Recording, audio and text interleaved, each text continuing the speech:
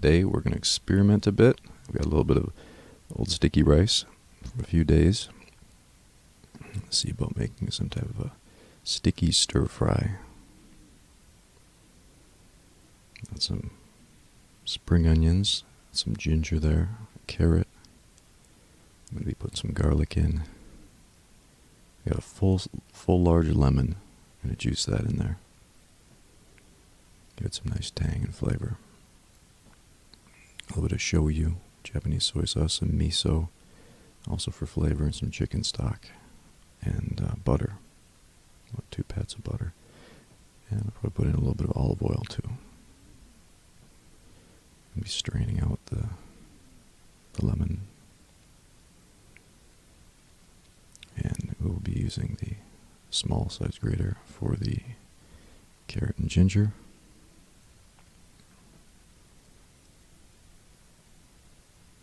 Alright.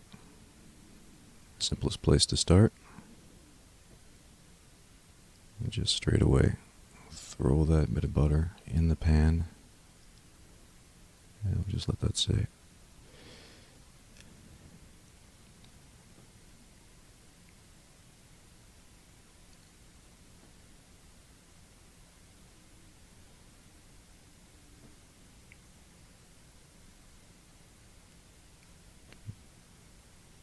Alright, now I hadn't prepped enough of this ahead of time, so I'm just going to show you a little bit. This is a blend of Himalayan rock salt and Dead Sea salt, very high in trace minerals and low in sodium. So I'll grab a few pinches of that. I like to use the mortar and pestle to kind of meld them together. I feel like you get a much better flavor composition. I'm also using some Telecherry black peppercorns, which are favored in the culinary circles. So I'll go ahead and grind some in there. And then afterward, I'll just muddle them together. See about getting it as fine as possible. And the best way to apply black pepper is to add salt, is to get it to diffuse evenly in the food. And I won't be using the entire amount that I'm grinding up here. I'll actually take the extra and just leave it aside, and it's easy just to grab a pinch whenever you want it. And at about a 50-50 ratio, you get a good taste. You can just pinch some of that in your food when you want to. Salt and pepper all together.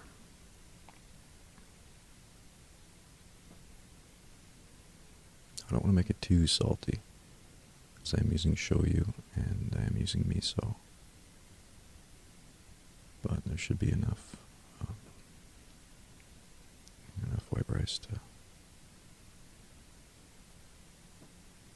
keep it from getting too salty. And also, you don't have to worry as much about getting too much sodium, especially for those people who have high blood pressure. Trace mineral salts aren't as triggering of high blood pressure in that sense. So I'll be juicing the lemon here. You have to forgive the shake a little bit. I'm using a harness to mount the phone, so the anti-jitter setting might not be so perfect right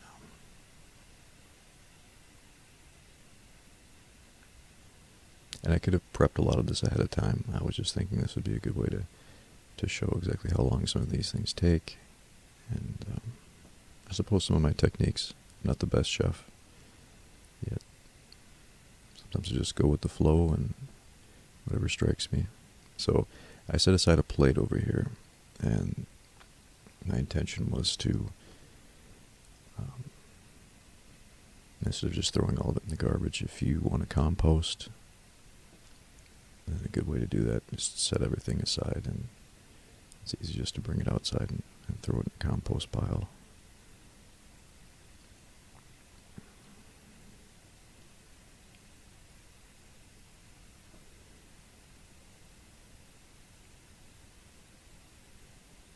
So there we go.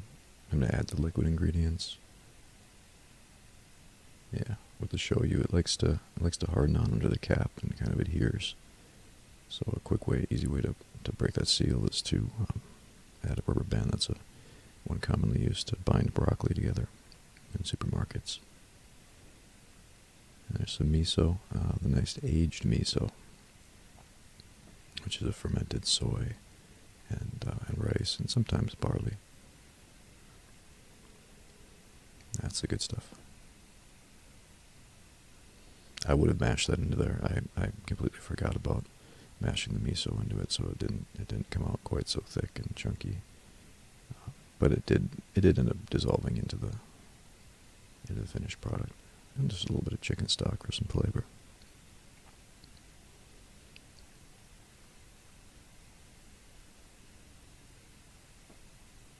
We can get started on the ginger. Yeah, it's easy when you've got larger pieces of ginger, when you start getting whittled down to just the small pieces. It can take a little more time. Especially with the small pieces, you have to be careful not to lose too much of the meat when you're cutting the skin off.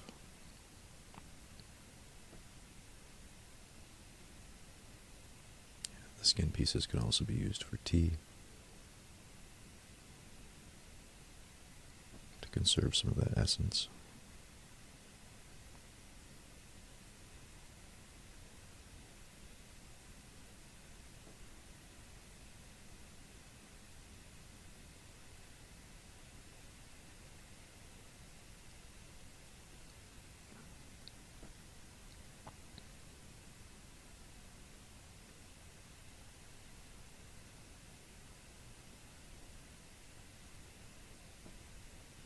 Is cutting towards the thumb.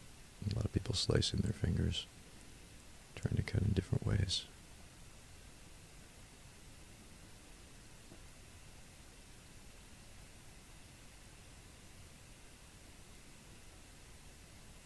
All right. More for the compost.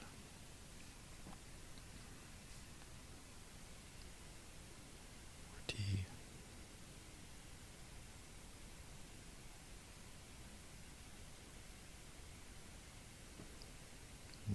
Utilize that grater. It can be a little difficult to get a grip, and definitely don't want to be grating your fingertips. But once you get the right angles, it should come easily.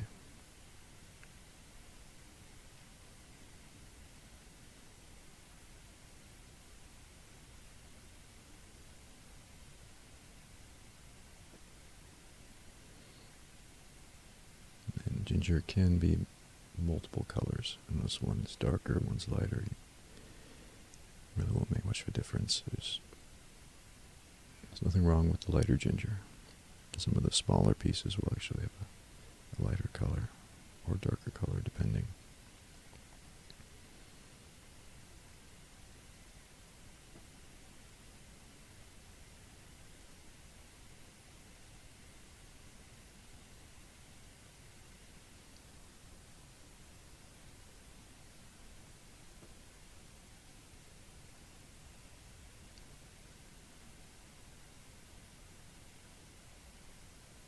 And you'll see when we're done here, the more strandy areas, I don't tend to use those.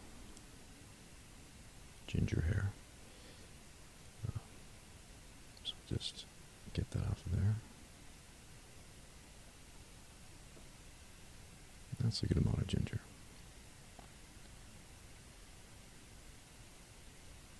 Give it a rinse. And a dry. And then we'll start with the carrot. I want about twice as much carrot as ginger. That's because it's a little less flavorful. But that's kind of how I gauged the size of the carrot I was going to use. I knew about how much carrot. So this is a kind of a smaller one. First, peeling off the skin. Don't have to bother about rinsing it. As long as you're peeling the skin off like that, it just makes it real easy. Cutting off both ends. Getting it ready to grate. And then you see, it's a little more difficult to grate from the small end. So grating from the large end, get a much better grip.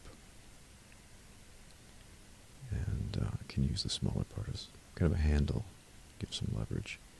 And then, of course, once you've grated down to the point where you're losing some of that handle, and you've gotten most of the meat of the carrot down anyway, then you just set it aside, maybe munch on some fresh carrot later.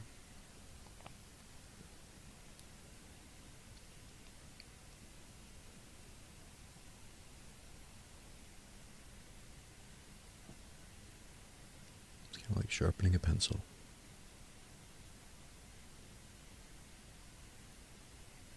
Like I said, being careful not to grate the fingertips off.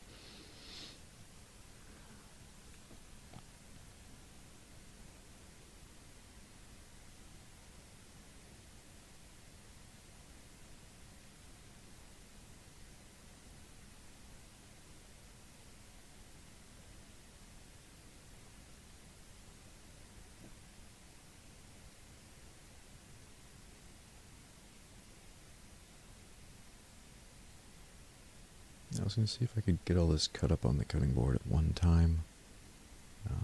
Then in second thought, it might be better to get some of the messy stuff into a separate container. I hadn't decided on that until after I was cleaning the onions. So I kind of clipped to the fresh tips. Getting rid of any wilty or dying material. And obviously making sure there's no dirt or grime or any discoloration. Indicates something maybe not edible. You want to keep it all the fresh parts that are conserved.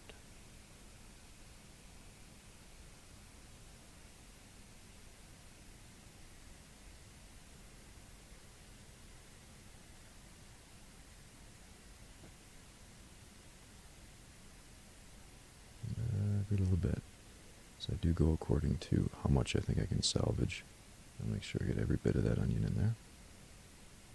Alright, so I was about to cut that up and then thought, well, let's not make too much of a mess. But I was purposely trying to just show that you don't need to always have a clean cutting board when you're cutting up the ingredients.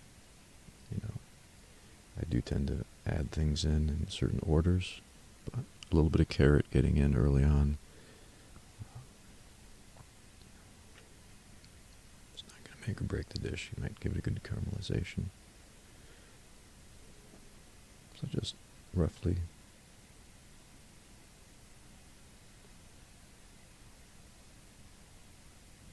And I'll be mixing this later to get even dispersion, because obviously ginger likes to clump a little bit. Carrot, being more moist, has more separated strands. So I'll mix it just to make sure that there's an even distribution.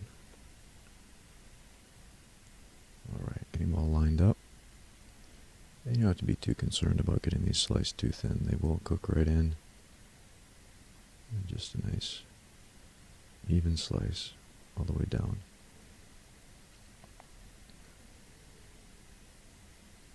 And when I add the spring onions, I'll add the portions, the white portions, the portions that are very moist and full, and those will be earlier on, and then I'll simmer those in for a bit, and then I'll do the green tops, the more airy portions that can overcook a little too quickly, that are actually kind of nice to add in fresh. But as with this dish, I wanted to create something that was a little preserved, something that in cultures where people don't necessarily refrigerate their food or don't want to have to always heat their food up before they eat it, I thought, let's make something palatable. Let's make something that's kind of like rice balls that'll be preserved, and I'm going to prep some ginger or some garlic here to throw in the mix. I should have enough area on the cutting board to cut that up. So texture-wise, I'm going to make something a little more supple, and like with rice balls, it'll kind of harden on the outside and preserve. But I want it to be nice and flavorful, so you don't need to heat it up. It should be palatable at any temperature. And it might not look so palatable when we're done. It'll be very moist, but as it cools down, it'll harden into more of a gel. And the flavor is going to be intense. And we've got a full lemon here. We've got a few pieces of garlic.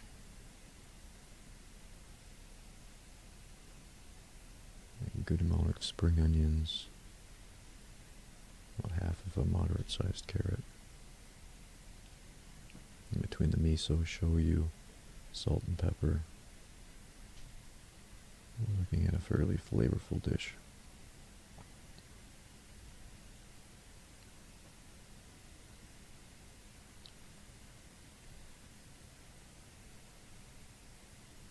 Alright, some little slices down.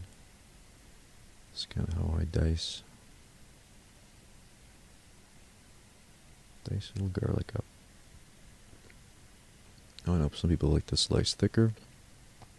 I like to get it reasonably small because the effect I go for is kind of a cross between caramelized.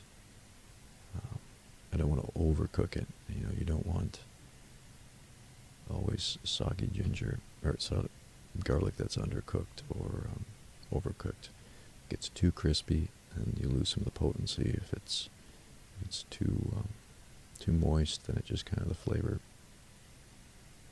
of the caramelization does get lost. It's a very nice flavor to have, so I like to throw the garlic in first and get that caramelized a little bit. Then the thicker parts of the onion. Yeah. Before I forget, I better put a little bit of that olive oil in, I was thinking. And this will take a little bit because I'll be kicking the temperature up about 2/3 of the way.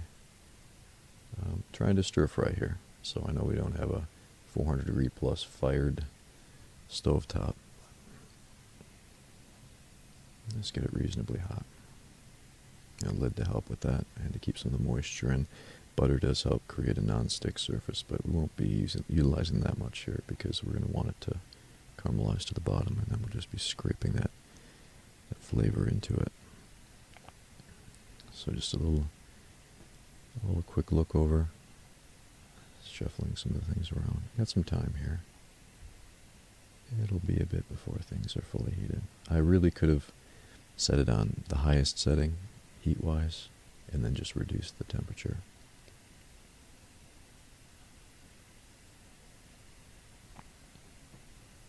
And it gives you a chance. See, when you're cooking, sometimes you've got these little reprieves where you can just rinse off some of your utensils for easier cleaning.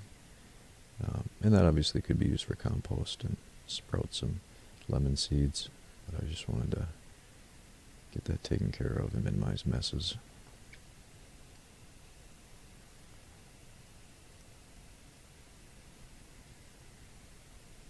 Alright, I'll probably mix together the carrots and ginger there.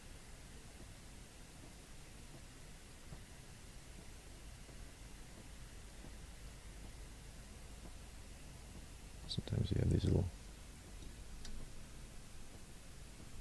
chances to breathe. Just kind of think about how you're going to do the process. And I like using stainless steel, all stainless steel. Get some good caramelization with that. It's an art form. Some people find it difficult not to cook things on, burn things on, but just keeping your food moist, or if you're going for a browning, it helps to do it in butter before the moisture all evaporates. So keeping a lid on, getting everything added in at a certain time. And there we go, just mixing that up. Giving the ginger some separation so it'll diffuse evenly. Don't need those spicy ginger clumps. Because we want to cook everything just gently. Let everything just cook perfectly, and having everything kind of smaller bits for stir fry is nice. Oh, should I say fried rice? Stir fry, on the other hand, you will have larger pieces of things. And that might be a future video. Do a little gardening and have some pea pods and some green beans.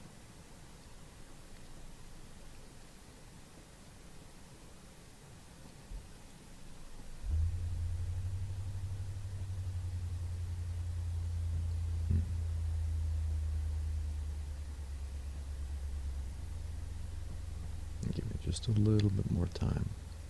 You'll notice as the moisture kind of oversaturates on the lid, you'll know that the butter's popping. I want to wait till it's going a little bit before adding the garlic in, because we don't want to overcook the garlic. We're just trying to get that caramelization effect. So you want the butter pretty much to temp, not cooking.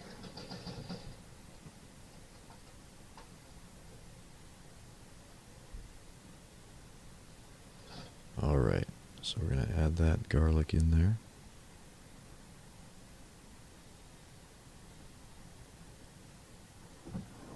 Yeah, I'm contemplating. I'll be adding that in a little bit. I just want to get this going, just to where it starts browning. Some of the garlic was clumped a little bit. Break that down, make it evenly flush on the bottom. Yeah. And of course, as it heats, just stirring it around to get the temperature evenly dispersed. Get the hot oil coated all on there.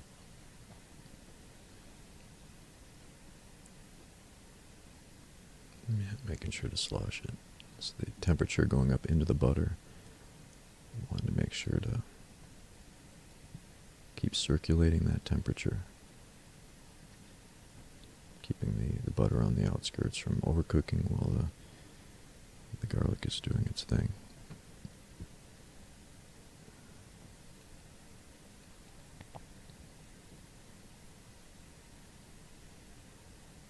Alright. Before the garlic gets too far along, let's add in those onions. Get a little bit of caramelization on those pieces. Like I said, the airy pieces, you want to save those. Just give them a little bit less time in the heat.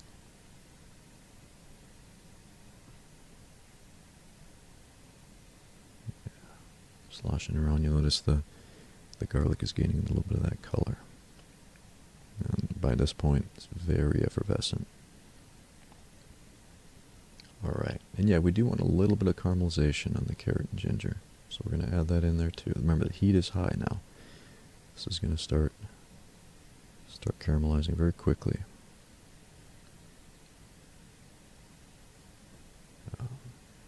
It does slow down on the caramelization though, due to the fact that there's so much moisture in the carrot. So one could put the ginger in first and then add the carrot in a moment later. But we're kind of in a hurry. Like I said, this is under the assumption that some people might have a hotter frying surface and could do this at the same pace as I'm doing here, but with much more effectiveness in getting everything caramelized. So I'm not too concerned about getting it caramelized. That was mainly for the garlic, a little bit on the onion. But I really do want to get the flavors imbued into the rice. And maybe get a little caramelization on the rice. The rice is a little bit too cold out of the fridge though, so if this were room temperature, it would be a lot easier, a lot better. You wouldn't be losing heat in order to get it to blend in. And part of the problem with the cold rice, after it cools everything down, it kind of takes away the possibility of getting it caramelized, and it's wanting to stay clumped a little bit more than it probably would have. So I just I had foregone the chance of it caramelizing any, and I just thought, well, let's get all of it heated up together. So adding in the liquid ingredients. And I know what you're thinking, this is going to turn into soup. No, contrary to that, the sticky rice will absorb the moisture. If this were a hotter cooktop, it would steam off, and if it weren't refrigerated rice, it would get to a drier consistency before the green onions got too cooked. But it's your choice how caramelized you want it, how cooked you want the spring onions. And like I said, this is intended to be a dish that can just be left at room temperature. That'll stay preserved between the lemon juice and the sticky rice, giving a nice coating. Because it will develop a film if you leave it at room temperature. So once it cools, it'll gain consistency. all the nice flavors, the oils, the essences that'll all absorb into the rice, and it will just gain more texture and more palatability as it cools, and the flavors kind of meld together. So now, as you're seeing it is absorbing the fluids into the rice, and it's still very, very moist. But I've maintained the same temperature, just kind of taking those rice chunks. I mean, you can leave those in there for texture as well. And we're just going to let that sit and cook the moisture up through. And once it starts bubbling from underneath, then I'll start shifting it around a little bit to keep maintaining the moist material to the bottom, so it don't want it to burn on, but definitely want it to brown a little bit, so gradually getting the moisture equalized, getting it to steam out to such a point that it can start caramelizing on the bottom. It takes a little bit of time. So if this were a hotter surface, the moisture would come out more quickly. You'd have to stir it more, so I'm kind of more or less demonstrating how you would do it if you had a hotter surface to cook on, say over a fire. So you wouldn't need to consistently stir it. All the moisture is just going to steam through anyway. Just keeping attentive. So as you can see, the green onions are still very lively. This is something that would still be enjoyable in this current state. It would be a little more soupy. You know, as it cooks, then it gets to a point where you can leave it preserved at room temperature, and the green onions will be a little bit more cooked at that point.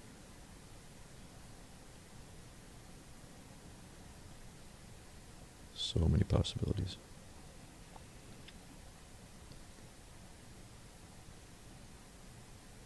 And I'll have to admit, I did get a little impatient. I was stirring it at some point, just because I was just waiting for it. I was like, how long does it take for the moisture to come out here? I didn't want to have the temperature too high because I didn't want to burn things. I was also hungry. And I wasn't the only one.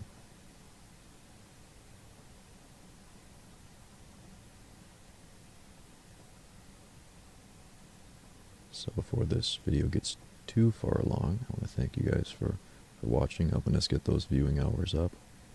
And this is an opportunity, to share some insight into cooking, how I cook, just playing around with some kind of inventive technique.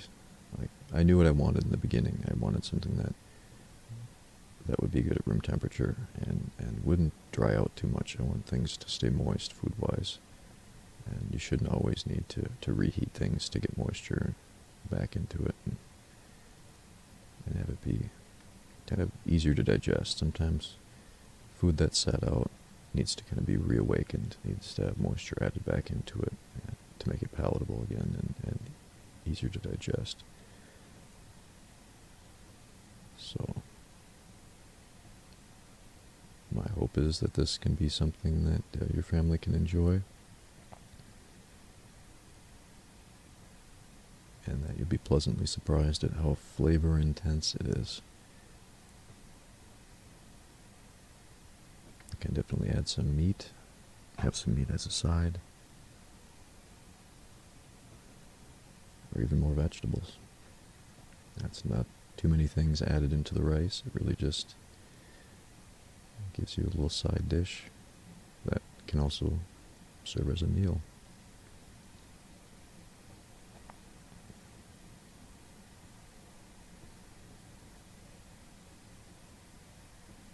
Yeah, it's a good way to get a lot of these ingredients in your diet if you just like simple and maybe aren't the biggest fan of cooking, or if you like tart and the idea of adding a whole lemon into fried rice kind of makes you appetized. It is very tasty, nice tang to it. There you can see the bubbles rising up, forming pockets, and then as I stir it, there will be some adhered to the bottom, and that'll give that caramelized flavor. So the main thing about fried rice is the caramelized flavor that occurs from the rice and the soy sauce kind of cooking to the bottom, the sugars, the starches. So I'm definitely stirring it a little more than necessary, but like I said, I'm just demonstrating what you'd do if you were cooking on higher heat. You'd have to pretty consistently stir it. I'm not too concerned about it getting overcooked. It's still very, very moist.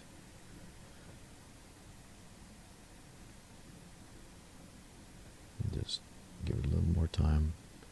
I think it's going to be a good consistency. And like I said, as you let it cool off, moisture will evaporate further. It'll kind of solidify up.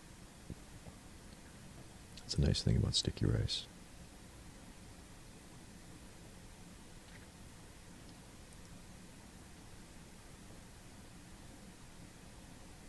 Or sushi rice, as some may say.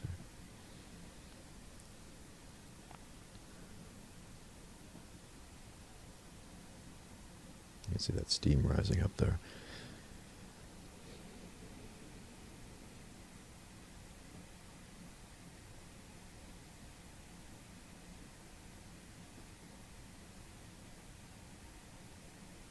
You want to make sure you've got a utensil that has a good surface area too, so you can get a good scrape on the bottom. The arced edge on the tip can be a little more difficult to get a thorough scrape.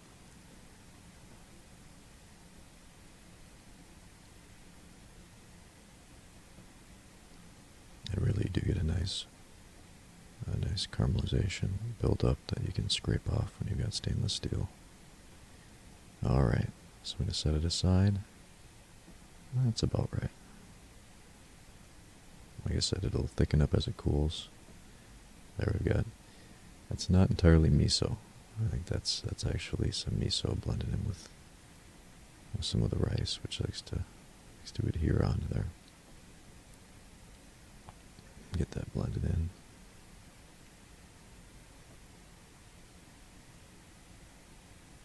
Yeah, kind of a thick porridge texture, but very, very flavorful. And like I said, it'll gain texture as it cools.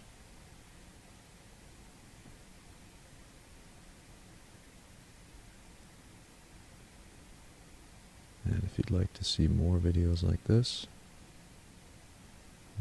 you can go ahead and drop a like, a comment, what your thoughts are on this new series potentially, as I dish some up. Have a blessed day. Thank you for watching.